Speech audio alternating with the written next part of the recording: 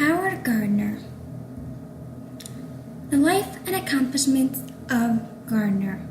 Howard Gardner was born in 1943 in Pennsylvania. He completed his post-secondary education at Harvard, earning his bachelor's degree in 1965 and his PhD in 1971. He got his doctoral degree in developmental psychology. He is most famous for his theory of multiple intelligences, which inspired many teachers to accept this idea that humans are born with various intelligences. He was inspired by Piaget to study developmental psychology. He enjoyed discovering and analyzing how humans think. More about Howard Gardner. Howard Gardner believed that the conventional concept of intelligence was way too narrow and restrictive, and that measures of IQ often miss out on other intelligences that an individual may possess. Gardner published many books that had significant impact on various topics, including creativity, leadership, discipline, cognitive development, and ethics.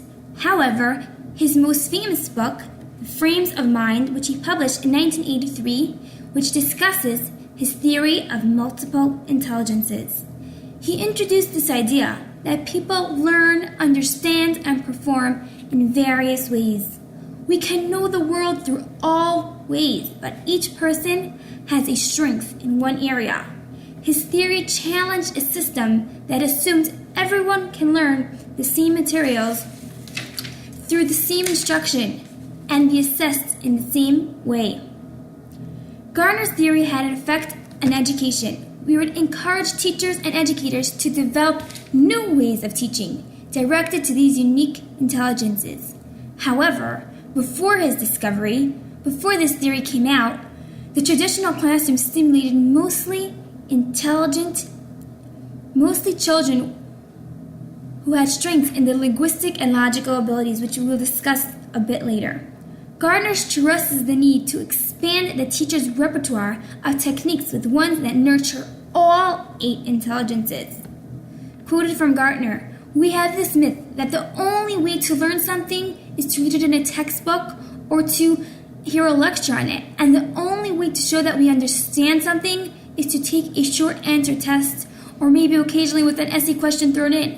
But that's nonsense. Everything can be taught in more than one way." Multiple intelligences. This summarizes Gardner's perspective towards education. Children have different ways that they learn. Multiple intelligences promotes understanding and direct instruction for students with diverse capabilities. This cognitive theory strengthens the need for specific educational instruction in the classroom. The most important implications of multiple intelligence theory are individuation and pluralization. Howard Gardner developed 8 kinds of intelligences: visual, spatial, verbal, linguistic, musical, bodily, kinesthetic, interpersonal, mathematical, logical, and naturalist intelligences. These are the 8 intelligences that different people have strengths in different areas. We will now go through each intelligence slowly. Visual spatial learners. The people who have visual spatial intelligence show strength in understanding the physical space around them. They are aware of the environment they are in. Architects and sailors have visual spatial intelligence. How do we implement this into a classroom? In a classroom, instruction using graphic organizers, charts, maps, all direct instruction, all focus on students who have visual spatial intelligence. They learn best with visual aids, with drawings and physical imagery. The next kind of intelligence is verbal linguistic intelligence. Verbal linguistic learners have the ability to understand both the spoken and written language. They have the ability to speak and write quite well. They have improved problem-solving skills. They are great at reading comprehension. They also have great auditory skills. How do we implement this into the classroom? Books, stories, words, problem solving all target students with this verbal linguistic intelligence. The next kind of intelligence is logical intelligence. Those who are logical learners are very skilled at noticing patterns, deductive reasoning, and logical thinking. They have great math skills. They understand abstract ideas. They are great with numbers. They can analyze problems not logically. Children with logical intelligence enjoy science and math subjects. They also enjoy comparing two different topics, comparing and contrasting them. Kinesthetic learners have a grasp for body movements. They enjoy to jump around. They enjoy to move around. They're very good with their hands. Dancers and surgeons have this intelligence. How do we affect in the classroom? How do we implement it? Role-playing, motions, and hand activities are all good for kinesthetic learners. They're great for them. They enjoy using their hands to actually get into the project and to get into the idea. So bringing in any hands-on activities are great for kinesthetic learners. Musical learners have an ear for music. They enjoy singing. They learn best when you put that information to a chant or to a song. They love singing. They're good with rhythm. They're good with rhyme. Interpersonal intelligence are people who understand and interact effectively with other people. They have effective verbal and nonverbal communication. They have a sensitivity to people's feelings. They enjoy working together with other people. How do we bring this into the classroom? Grouping students together on a project, pairing them up for the different assignments are great for people with interpersonal intelligence. Interpersonal intelligence. They understand themselves. They enjoy reading books and spending time by themselves. They are very self-motivated.